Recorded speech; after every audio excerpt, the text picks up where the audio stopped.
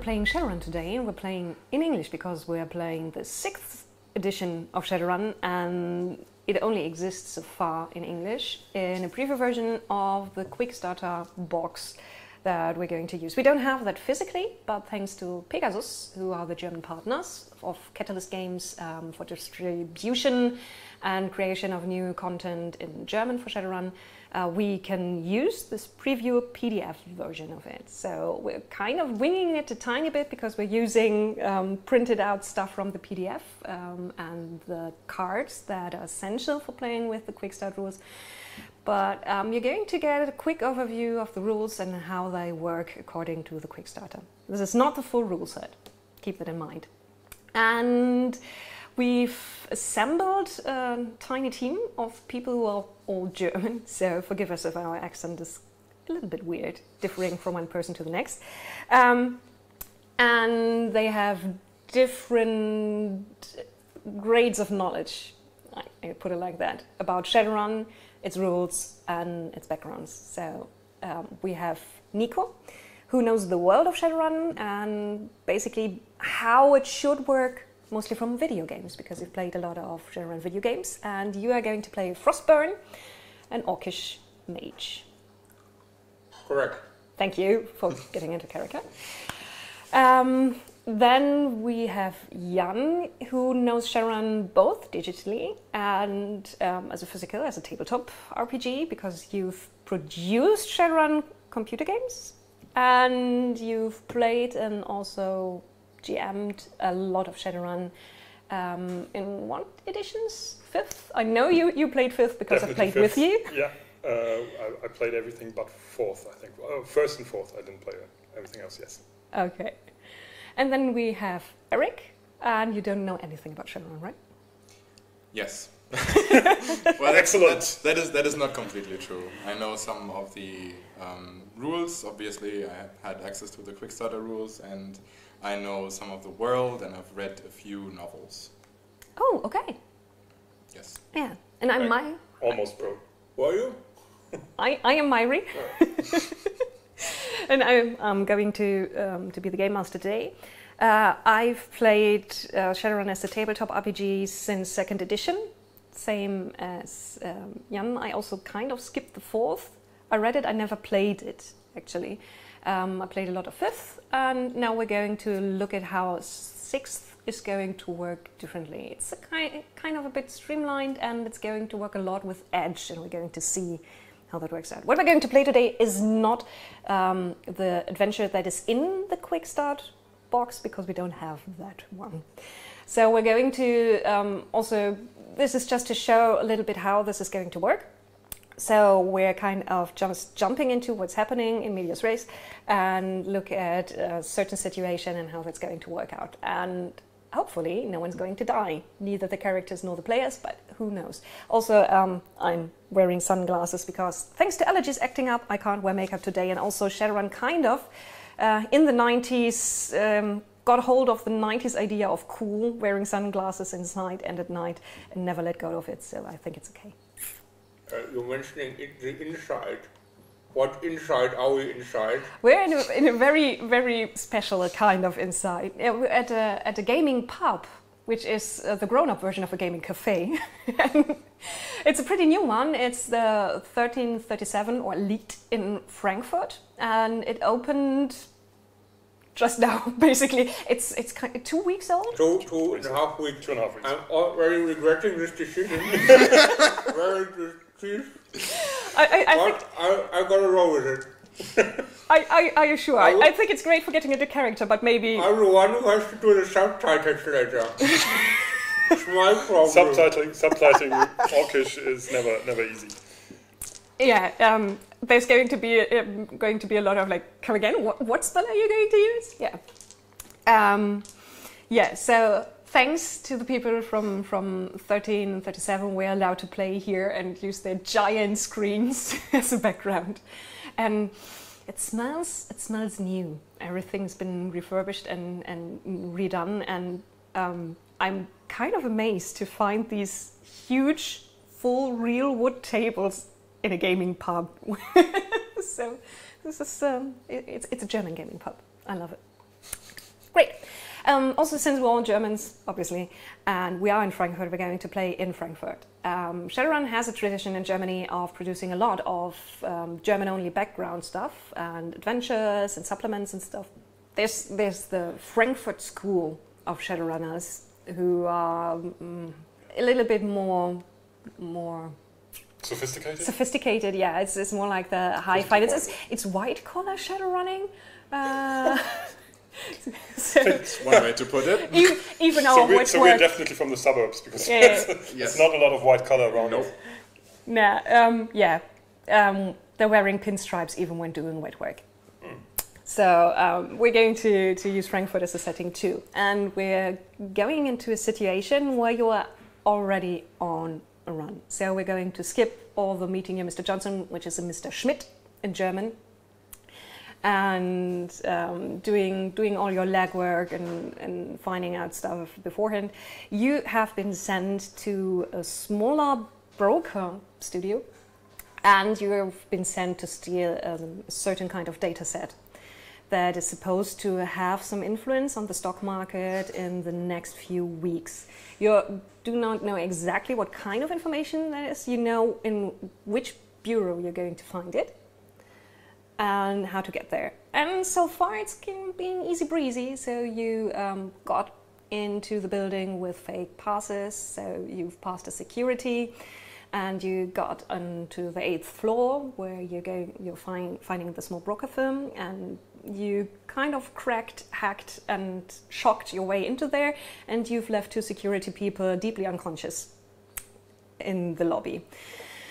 And right now you are in front of the door to the really nice corner bureau space, working space of the person you are there to steal from, which is Dr. Steinwärts. And yeah, this is the place where you will have to hack the whatever machine this thing is running on and find the data that you are looking for. And yeah, let's see what else can go wrong now, since everything else is going fine so far, and you know that's just begging for trouble. Milk run. So it's daylight, or is it night? How many people are in the building, or? It's actually past usual working hours. It's around 8-9 p.m. in the evening. It's still light outside, but going into dusk, and also in Frankfurt hardly means anything. You are in the financial district, so around you there's another high rise everywhere you look, and there's lots of neon light, although very tastefully done neon light, because it's Frankfurt after all. Or at least what people consider to be tasteful after they've reached kind of scale where you're rich enough to declare anything tasteful. So the 3 of you are in front of this door, which is closed, and everything here is kind of very nondescript, chrome, plastic, white style with no kind of accents or anything that tells you anything about the people who are working here. There's just a simple plaque, also very tastefully done in brass, that Dr. Steinwärts is working here. So you're at the right place. What are you going to do? Can you check for cameras? Because I want to open the door. I can check for cameras. So, you are the hacker. Yes. In the group. So your job is right now to use augmented reality to look for signals and look at what might be tracking you or what's going on inside the building. So we're going to look at the rules for that. There are the matrix rules, at least for the Quickstarter rules, have been streamlined a lot. Let's put it like that. There's a lot less talents involved, skills involved. So you basically just have one set of roles for legal things and one set of roles for illegal things. What you're going to do is you're going to spend an action on scanning for stuff. You're going to look for any kind of data transfers that are running here that might tell you even about any kind of cameras that you can't see. You can also first go and use perception just to basically just look around and go, that's a camera there. You can see that. You don't need matrix skills for that. What do you want to do? Yeah, sure. Let's start with that. Then you use perception.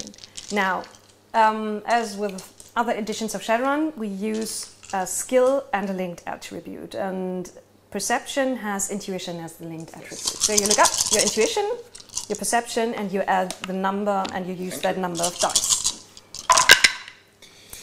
So 5 and 6. Not a lot of ones. That's good. Yeah.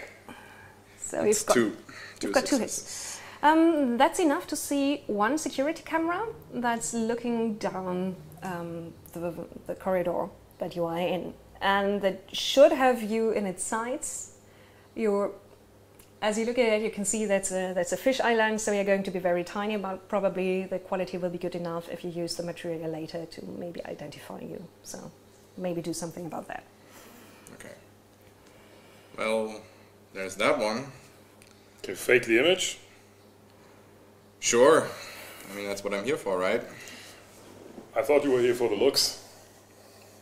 Oh, I think you have got that covered. Sure, let's do that.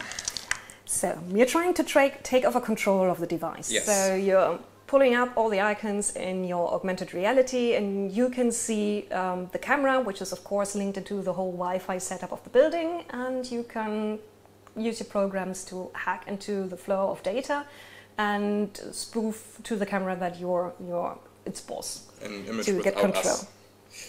Or you could just force it to shut down. You're going to format it, and then it's going to use that. You should maybe look into whether it's sending its data out steadily, or whether it's actually kind of keeping the data. Right. Mm-hmm. So first go control device. That's unsurprisingly an illegal action. So you're going to use. Okay. So you're going to use your cracking. Mm-hmm. This is fun, because usually you're going to use illegal for illegal actions. You're going to use cracking, but in this Quickstarter rules it tells me that control device is electronics, which is usually for the legal ones. Are we going to assume this is wrong, or are we going to go with what's? No, because you're not hacking the device yet. You're just controlling, which is illegal action. You're not breaking. It's an illegal action. Illegal. Let's go with what's written down here, and then you're going to use electronics and logic. It's one die. Was spotting the camera illegal or legal? I'm just looking around. Being in the building without is illegal. Yeah. Without. But you have to roll, you have to roll to spot a camera. So hidden camera. Yeah. It's a tiny camera. Do I keep track of Overwatch score? I'm going to keep track of Overwatch score for you. That's so nice of you. Thank you. That's a lot of dice. That's a lot of ones, but it's not half, right? Well, the camera doesn't have a single hit. No. Poor little camera. And I have 5. 5 successes. Oh, wait, I forgot. Even worse. Okay. You easily take over control of the camera. It's yours now. That's so nice. Feels good. So do I now have an option to know whether or not the camera is actually live, or if it just sends to some file that is being looked at some point that I don't know? It compiles files and then it sends them off. So you're right now kind of in between. Mm-hmm. So it's compiling like every 15 minutes. It's sending out a data pulse, and that's going to be kept somewhere else. Okay. You need to follow. You would have to follow one of those data pulses to know exactly where. Right now, you're kind of in a sweet spot. You can still change the data. So, do you want to erase yourself out of the shot, or? Yes, I don't want to spoof an image. I want to take the file before it's sent, mm-hmm. delete us basically from the image, and then have the file be sent its regular way. Then you're going to do edit file. That was the Curiously, that's a legal action. Well, if I have control of the file, it is, yes. Okay. Okay, then you're going to use electronics and logic again? That's again 11 dice. That's good. Well, I got 3 hits. I got 6. Yeah, easily. you've changed the image to show an empty corridor. Okay.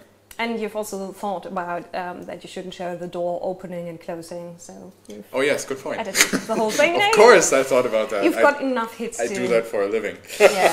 You're such a pro. You're thinking more about what you're going to do for dinner, to cook for dinner, or go out for some soy burger. So apparently we're in an empty corridor now with a door that can never be opened, according to that camera over there. Right. So I open the door. Let's check for what kind of lock it is. It's an electronic lock, and it's going to use some kind of information, like a fingerprint, you'd say, from the reader. I've got a knowledge of security systems, so I'll try to identify it and see if that makes it any easier for me to get through.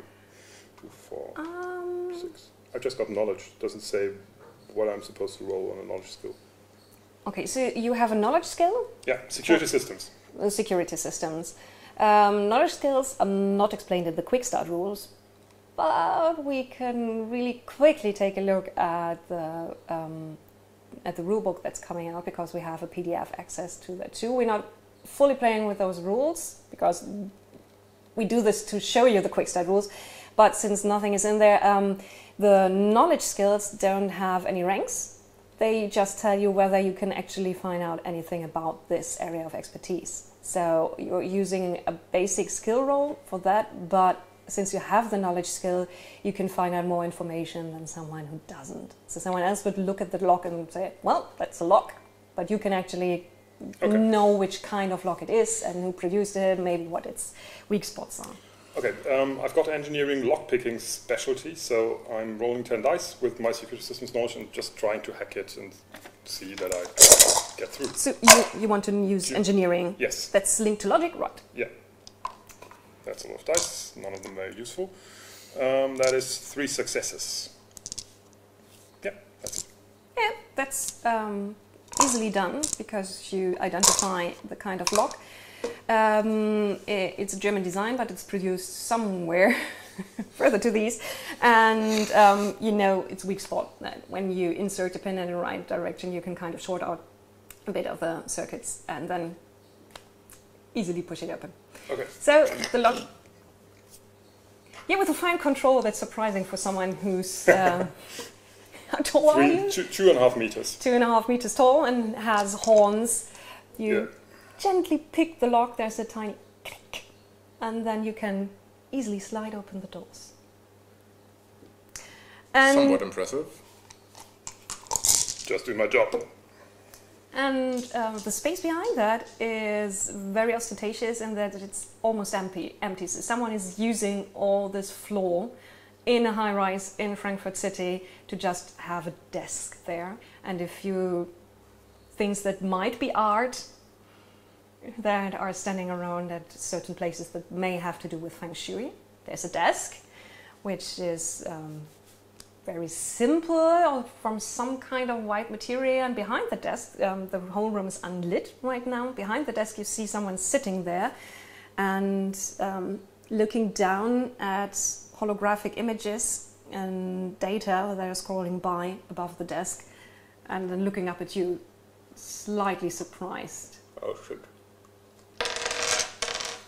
Oh, says the person. It seems we have company. Shoot first, questions later. Yes.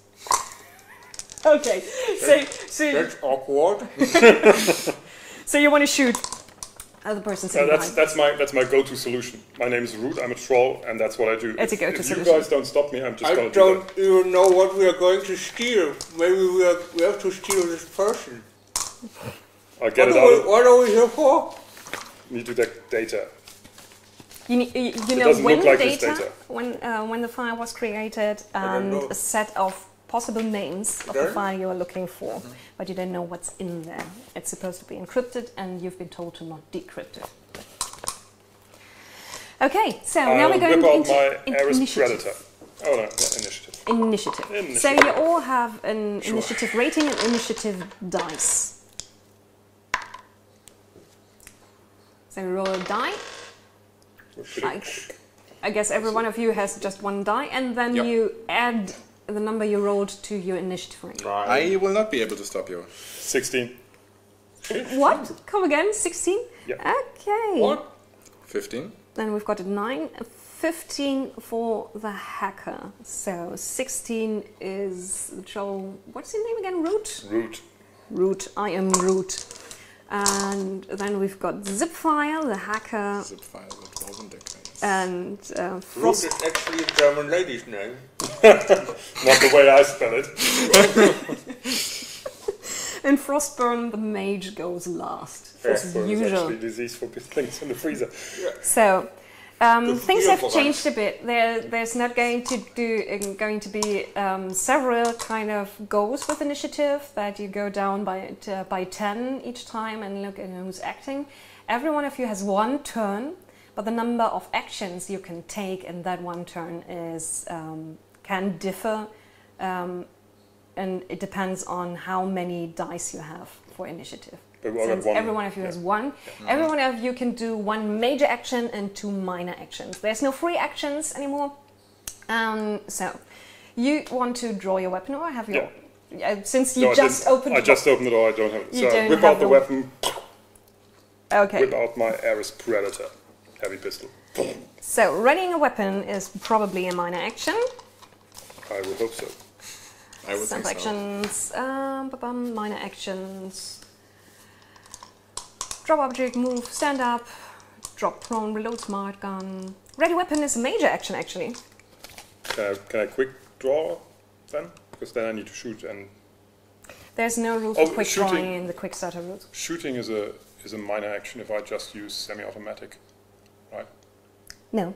It's both minor, so there's no way to draw and shoot? Actually, only if you've got more initiative dice, because you can trade in 4 minor actions for 1 major action. Nope, don't have that. So, and the firing modes, they've changed too. They're just going to change your attack rating and your damage rating, but they're not going to do anything about whether that's a minor or a major action. That's extremely disappointing. I'm very sorry. I didn't make these rules, I'm just enforcing them.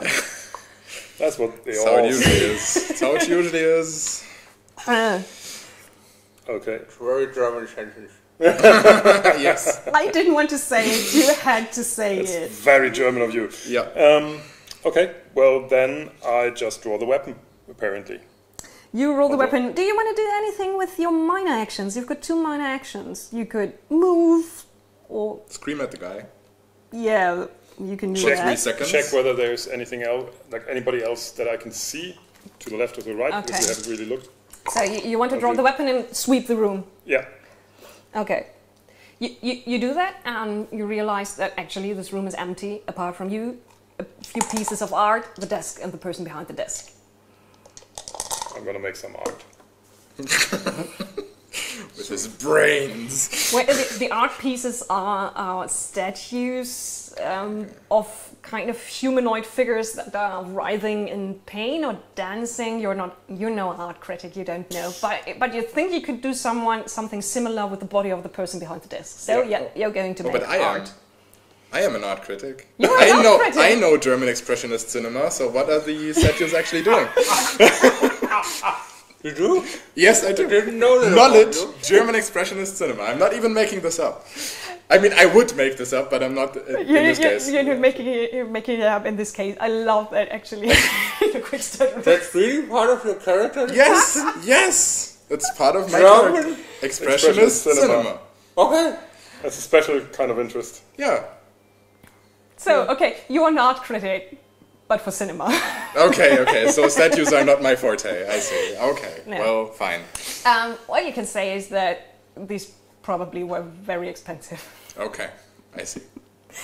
Okay, so we're going to wait, and of course I need to do the initiative for mysterious guy behind the desk. Okay, so Zipfile goes next. What do you want to do, Eric? Okay. So, can I take cover behind one of the statues, or are they too small for that? No, there's one of 2 people who are either having intercourse or dancing with each other or trying to kill each other or all three at the same time, which is big enough for a dwarf to hide behind. Very good. Then I want to spend probably 1 minor action to move and 1 minor action to take cover? Yeah. Okay, and then I still have a major one left, right? Yeah.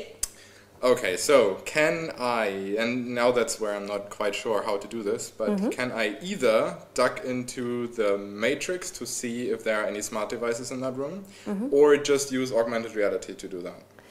Is there an advantage to doing that in virtual reality? Actually, the difference between using augmented reality and virtual reality is what kind of attributes you use when you're actually using something in the matrix. Because many devices you use things like body, and you can switch that over to other attributes if you're using the matrix. Oh yeah, full virtual reality, but just for checking whether there are any active things nearby. You wouldn't need that. That's not going to. Okay, then I want to do that. I want to check whether he has like 3 bazillion autoguns hidden somewhere.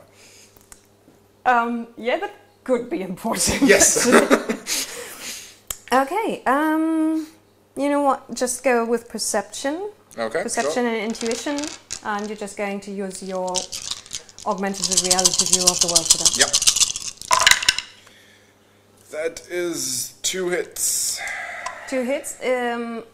You see that the desk is active and someone is trying to access files, and right now they're being denied access. So you can see that something's going wrong. But apart from that, you only see the usual stuff. There's, of course, a lot of Wi-Fi activity between the desk and the rest of the system in the building. And something feels wrong about this. Does this guy look like he's dressed expensively? So does it look like he belongs here? He's dressed expensively in a very nice charcoal suit. It's an elf meta-type person with a nice small jack in their temple. Male, I think I said that. Short hair. Handsome. He's an elf. It's in the name. And does it cost an action to shout something at someone else? No, you just... If you really want to talk to someone, that's an action. If you just want to shout a few words, go ahead. Yeah, because then I want to shout at Rude. The guy's not supposed to be here. Freeze! What's Frostburn going to do? I think this is not the time for magic, but I've got a derringer, and I'm drawing it. And you're not afraid to use it. I've got a lady's pistol, but I'm not afraid to use it. Yeah, we've got a tiny palm pistol. You're drawing You could call that magic if you wanted to. Like, there's a name for your pistol. Right? I could call my derringer magic. Yes, you could. This is time for magic. Magic never fails. Well, because I clean it regularly.